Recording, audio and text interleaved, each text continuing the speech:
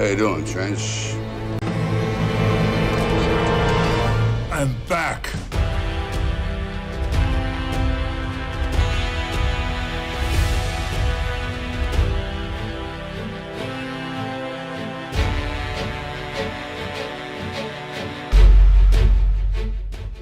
Now, how many times have you heard the name of Bart Erhman on the mouth of Muslims, especially Muslim apologists, who love to bring Bart Erhman to try to refute Christianity and say that according to Bart Erhman, Paul corrupted Christianity, the Apostle Paul, created Christianity. Now, they don't want to show you what Bart Erhman actually says about Paul and how Bart Erhman defends the Apostle Paul in one of his videos. Now, we're going to play a video for you and show you that Bart Erhman is actually defending the Apostle Paul, and by that, he refutes the lies and deception of Muslim apologists. Now, Muslim apologists only cherry pick what Bart Erhman says to prove their point, but what he actually says about Paul and Christianity, they don't want to mention on their tongues. Well, what do you expect from Muslim apologists in 2020? They love to cherry pick what suits their agenda. Now let us see what Bart Erhman actually has to say about the Apostle Paul. Did the Apostle Paul, according to Bart Erhman, did the Apostle Paul, according to Bart Erhman, did he create Christianity, or let alone corrupt Christianity? And is Bart Erhman going to refute the lies and deception of Muslim apologists? Watch. If you had to line all the apostles up, I get the vibe that for you, Paul is the cornerstone of the whole story. Well, the reason I think he is somewhat different from what a lot of people say. Some people say that Paul invented Christianity, and that can't be true because Paul was persecuting Christians before he became a Christian. And so if he invented Christianity, he would have had nobody to persecute. So that's not right. And it's not right that he invented the idea that Jesus' death and resurrection brought about salvation, because that's what Christians were saying before him. The thing that made Paul really key, as I argue in this book, is that he realized that followers of Jesus, this Jewish Messiah sent from the Jewish God to the Jewish people, followers of Jesus did not have to become Jewish. You could be a converted pagan and believe in Jesus and in the God of Jesus, but you didn't have to adopt the ways of Judaism. And this realization made it possible for Christianity to move away from being a sect within Judaism to being a worldwide religion. And if that hadn't happened, then Christianity would have ended up with the kind of historical significance of other Jewish sects. And they'd be as historically significant as the Sadducees or the Essenes, which are groups that are important for historians of ancient religion, but they're not exactly the sorts of things people worry about these days. And so he made it possible for Christianity to become what it did, which is the dominant religion of the empire. Paul and Constantine were the two most significant converts in the history of Christianity. And it's an easy case to make with both of them, actually, because without Paul, you wouldn't have had Christianity as a worldwide movement. And Constantine, he was the emperor. This is like the emperor converted. How do you get from Paul is sending a letter to Corinth, some guidance and instruction, perhaps even correction, to this is a message that should be embraced by the entire world for all of posterity? That just, it blows your mind. Well, yeah, probably would have blown his mind too.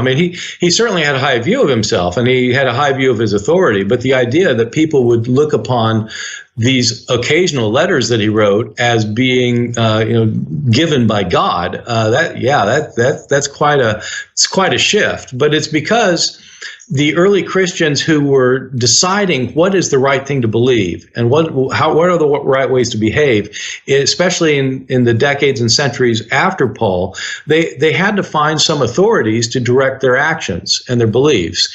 And they ended up saying Paul is the one who directs our actions. And so he takes on a kind of authority that he didn't have in his own day. I mean, you just heard Bart Erhman. He said Paul did not invent Christianity, and Bart Erhman defends the Christian view of the Apostle Paul. So Muslims, don't ever dare to mention the name of Bart Erhman on your tongues again. Shame on you. But wait, what about the Apostle Paul in Islam? Let us see. Is there something that we can find about Paul, i.e. Bulus, in Islam? Let's check it out.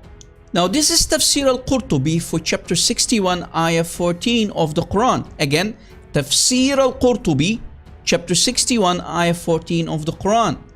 وكان الذي بعثهم عيسى من الحواريين والأتباع بطرس وبولس إلى رومية. Now pay attention to Butros wa Bulus. Let us see what the translation says. And they were sent by Jesus from among the disciples, i.e. the apostles of Jesus, and followers, Peter and Paul, to Rome. So Butros is Peter and Bulus is Paul. That's what we also call them as Arabic-speaking Christians from the Middle East. Butros, Peter, Wabulus, and Paul. Did you catch it? So Muslims, according to Tafsir al-Qurtubi, Paul is mentioned in your Quran in chapter 61, ayah 14. So Muslims, why are you such hypocrites attacking Paul and lying about Paul, saying that Paul is the one who corrupted or created Christianity? Shame on you. And why do you lie about people like Bart Erhman, who defended the Apostle Paul and refuted all of your so-called Muslim apologists? Muslims, think. But wait a second. Do Muslims actually think? Let us see. Let us see what a Muslim has to say about thinking in Islam. Now that you read that verse to me, guess what happened? What's happened? My point of view all goes to the bin. Do you understand that? It goes where? The idea I had before of the verse is in the bin now. Okay. And as a Muslim, listen, we don't use our brain. If Allah contradicts our brain, we take our brain out of the sight. We take our brain out of the world. You understand? That's wonderful. We use Allah and Him. So what do you use? If you don't use your brain, what do you use? What do you use? If you don't use your brain, if you just told me, we Muslims, we don't use our brain. Okay. Yes. So what do you use? If it contradicts to Allah. So now your brain contradicts the stupidity of Allah, so you decide to throw your brain in the bin. Listen, for example, when I was younger, I would not agree with what is it called? A father marrying the stepdaughter of his stepson. I mean the wife of his stepson. You understand? But since the Quran allows it, that logic goes to the bin. You understand? Okay. So you see, Muslims are nothing but zombies, brain dead zombies. They have to always say, Sami'na wa ata'na. We heard and we obeyed. We heard and we obeyed. Food.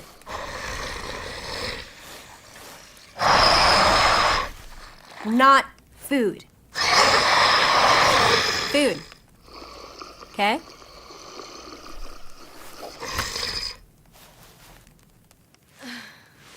So take the brains from your skull, out of your skull, and throw them in the bin, in the garbage, where they belong.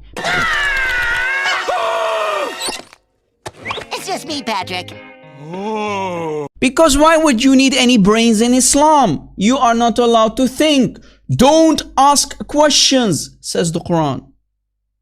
Right? So you see, Muslims are nothing but brain dead zombies. They only hear and obey. Right, Muhammadans? You heard the Muslim, right? The idea I had before of the verse is in the bin now. Okay. And as a Muslim, listen, we don't use our brain. If Allah contradicts our brain, we take our brain out of the sight. We take our brain out of the world. You understand? That's wonderful. At least he was honest. It's just me, Patrick. It was like, whoa, oh my God. I was like,